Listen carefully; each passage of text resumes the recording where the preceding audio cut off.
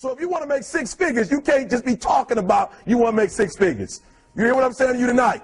If you do the 3 things I tell you to do tonight, I guarantee you, whatever it is you want to do in life, you'll be able to do. You will be able to accomplish whatever you want to academically, financially, relationally, whatever. So 3 things.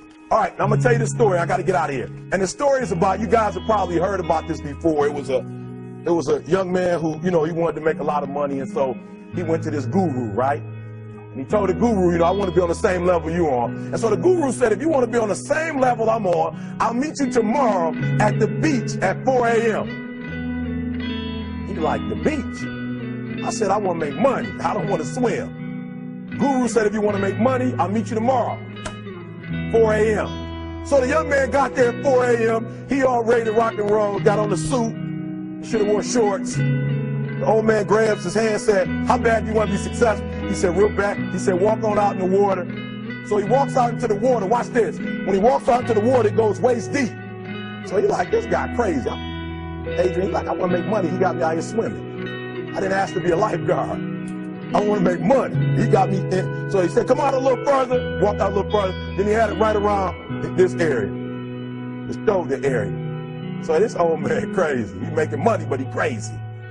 He said, come on out a little further. Came out a little further. It was right at his mouth. My man like, I'm about to go back in here. This God is mine. So the old man said, I thought you said you wanted to be successful. He said, I do. He said, walk a little further. He came, dropped his head in, held him down, hold him down. My man getting scratching, holding him down. I got you. I know you brushed it out, but I got you. He had him held down. I need you for an illustration. He had him held down. Just before my man was about to pass out, he raised him up. He said, I got a question for you. Somebody answer the question for me. He said, when you were underwater, what did you want to do? Lee, I'm looking for a different word though than lip. What's that word? He said, I wanted to breathe. He told the guy, he said, when you want to succeed as bad as you want to breathe, then you'll be successful. I don't know how many of y'all got asthma in here today, but if you ever had an asthma attack before, you short of breath, SOB, shortness of breath, you wheezing. The only thing you trying to do is get some air.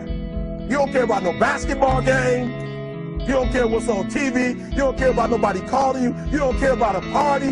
The only thing you care about when you're trying to breathe is to get some fresh air. That's it. And when you get to the point where all you want to do is be successful as bad as you want to breathe, then you'll be successful. And I'm here to tell you, number one, that most of you say you want to be successful, but you don't want it bad. You just kind of want it.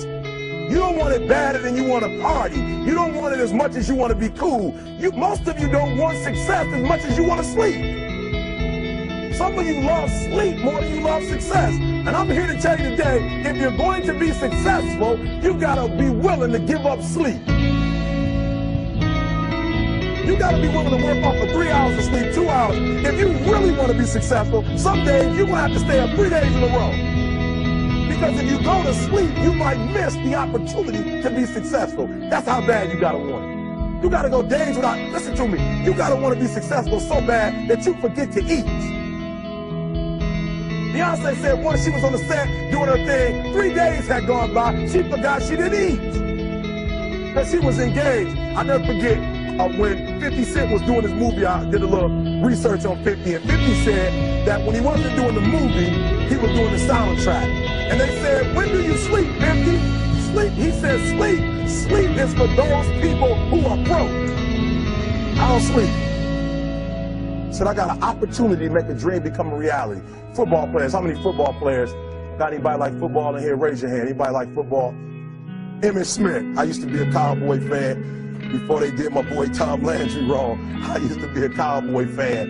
And watch this, there was a commercial. Emmitt Smith had won his first Super Bowl, and he had this commercial when he was lifting weights. I don't know if you saw the commercial when he was lifting, and he said, Emmitt said, you know what? I won the Super Bowl, so I can rest now. He was doing his bench press. So he said, I won the Super Bowl, so I can rest now. So he throws up about 325, boom. And he rests for about 2 seconds. And he boom, boom, boom. Did you see that?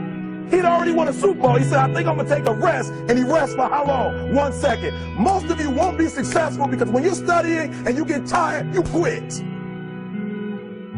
And I'm here to tell you today, if you got somebody came to my office the other day crying. I said, look, don't cry to give up. Cry to keep going. Don't cry to quit. You already in pain. You already hurt. Get a reward from it. Don't go to sleep until you succeed. Listen to me. I'm here to tell you today that you can come here, you can jump up, you can do flips, you can be excited when we give away money. But listen to me, you'll never be successful until I don't have to give you a dime to do what you do. You won't be successful until you say, I don't need that money, because I got it in here. So listen to me. Emmett Smith said this at the end of the commercial. Emmett Smith said, all men are created equal. Some work harder in preseason. I'm going to say it again because you might have missed it. All men are created equal. Some work harder in preseason. So that means that there are some people who are going to see the professor, going to see the TA. And even when the professor says, I don't meet with you, my TA meets with you, you say, I don't want to talk to your TA. I don't pay the TA. I pay you to teach me. So you're going to have to find some time to meet me. If I got to meet you at the mall, if I got to meet you at your house, you are going to see me. Listen to me. All men are created equal. Some work hard in preseason. When I went to college, guys were way smarter than me. 4.0s, 3.0. They went to the Ivy League high schools, came to Oakwood from these great high schools. Most of them are not doing what I'm doing. Why? Because it's not about where you come from. It's about heart. You come to a place where, being smart ain't enough. You got to have heart.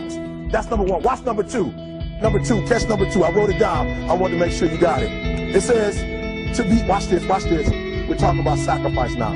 The important thing is this. You're right while I'm saying it, because I only have about 3 more minutes. Listen to me. The most important thing is this. To be able at any moment to sacrifice what you are for what you will become.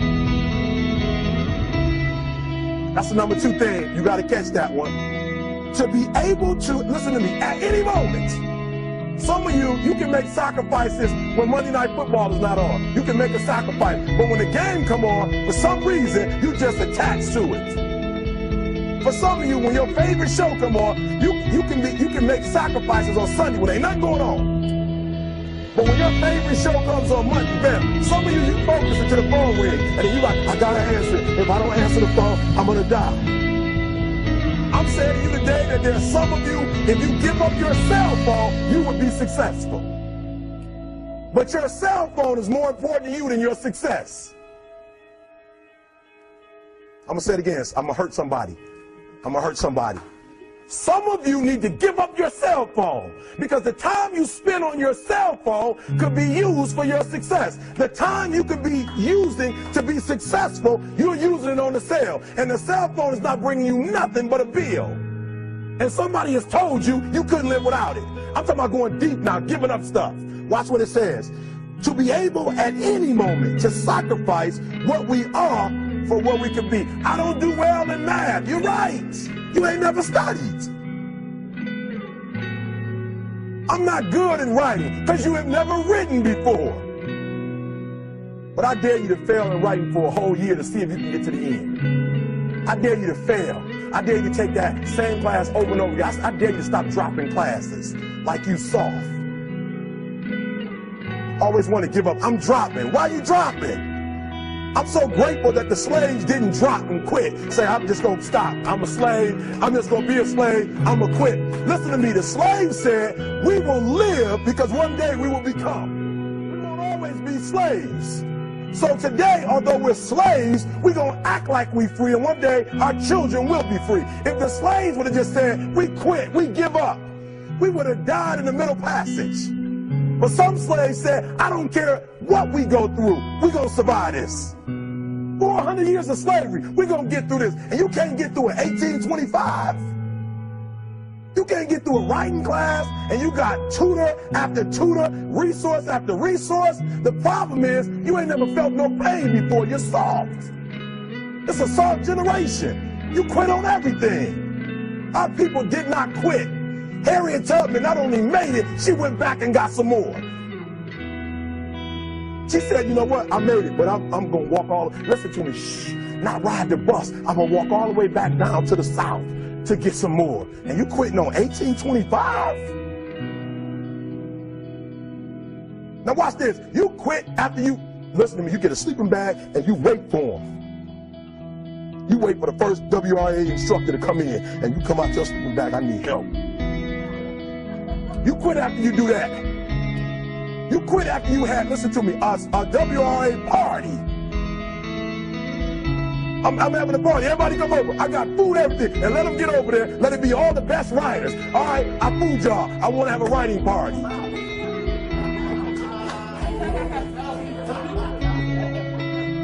I'm serious. You quit and you ain't even tried yet. Last one, I'm sorry. Last one. Listen to me. Pain is temporary. It may last for a minute, or an hour, or a day, or even a year. But eventually, it will subside. And something else will take its place. If I quit, however, it will last forever. Listen to me, I'm telling you as I leave. I was homeless for 2.5 years. And the problem with most of you never felt no pain before. Y'all spoiled. Y'all spoiled. Some of y'all spoiled. Just bottom line. Your parents have done everything for you. You never had to do nothing for yourself. You're spoiled. We're going to keep it real tonight. Some of you are spoiled brats. Every time you ever got in trouble, somebody in your house got you out of it. Every time you've done something you're not supposed to do, people say, Eric, your mother's a tyrant. You're right. She kicked me out. You're right. She's mean, but she developed a man because she put me out there and said, you're going to have to grow up. And some of you have never learned to grow up. And so every time something get hard, you quit, you call mama. I dare you to take a little pain. I dare you. I dare you not to go home. Somebody said, I don't go home, I feel bad. Go through it. You ain't gonna die. At the end of pain is success. You're not gonna die because you're feeling a little pain. I'm not eating like I eat at home. That's why you're about to go to the next level, because if you keep eating like you ate at home, you'll keep being a boy or a girl. It's time to become man, woman. So don't worry about a little pain. My greatest asset is I was homeless, so I can't feel a whole lot of pain. I've already been alone. There's not a whole lot of hurt I can feel on a little paper, on a little test. So I leave you, listen to me. We have gotten to a point where it's midterms and we're moving forward. The days of you getting money, I'm not saying we're quitting, but I'm saying the day has got to go from external to internal. You have to give it everything you got. No more TV, no more parties, no more playing. If you don't have a 4.0, what you need to be doing is studying. Get off the phone. I'm sorry, I'm not available until the end of this year. No, I'm for real. You reached the right number, but you called me at the wrong time. Call me back January 1st. I'm about to get busy now. Huh? I want you to have a countdown of your own and say when the countdown is over, we're the real, watch me, because when I was homeless, I knew something was wrong. I knew that wasn't the best of me. And one day I said, will the real Eric Thomas please stand up? Will the real Eric Thomas please stand up? Stop being this high school dropout. Stop giving up. Stop sleeping on the street. Stop walking up and down Fecal Avenue like you ain't got nothing, and get your GED. Stop being afraid to take a test. Stop being afraid to go to college because your daddy didn't go and your mama didn't go. Stop being afraid and be the best Eric Thomas you can be. But listen to me, it's going to be hard. It took me 12 years to get a 4-year degree, but I got it. And guess what? On a degree, it don't have dates. So if it took you 4 and it took me 12, it don't show up nowhere. But I'm exactly where I wanted to be because I realized I got to commit my very being to this thing. I gotta breathe it, I gotta eat it, I gotta sleep it. And until you get there, you'll never be successful in life. But once you get there, I guarantee you, the world is yours. So work hard and you can have whatever it is you want. Thank you guys for your time.